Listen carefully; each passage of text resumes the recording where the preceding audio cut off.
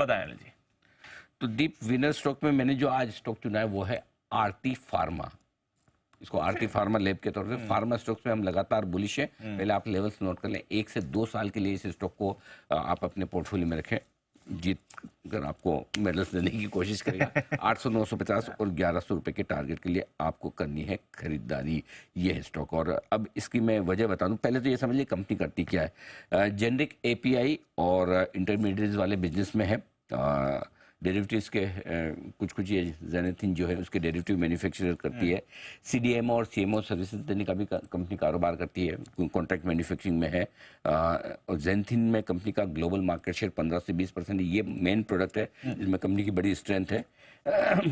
Company में लगातार FIIs की थोड़ी सी स्टेक बढ़ने का सिलसिला चल रहा है। 10% से नीचे जो स्टेक थी जून में घरेलू फंड्स का, वो 11.5% के आसपास हो चुका है। ये आपके लिए अब क्यों हमें पसंद है। मैनेजमेंट की तरफ से जो गाइडेंस आया इस कंपनी को लेकर वो बेहद मजबूत है।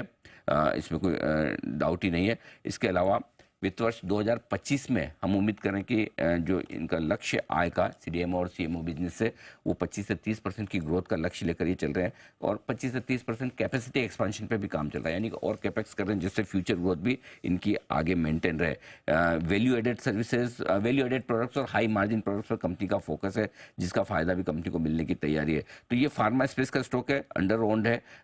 लोगों की नज़र अब तक कम रही है और हमें लगता है कि ये स्टॉक उस लिहाज से आगे कमाल करने की कोशिश कर सकता है। इस पर आपको फोकस करना चाहिए। तो ये एक स्टॉक है जिस पर आप भरोसा करके खरीदारी कर सकते हैं। तो और इसको खरीदना इस तरह से 10% के डिप पर आप इसको एसआईपी की तरह से और ऐड करके होल्ड कर सकते हैं।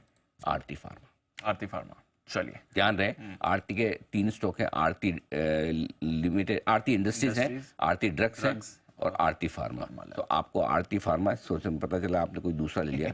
हाँ, आरती इंडस्ट्रीज केमिकल वाला है।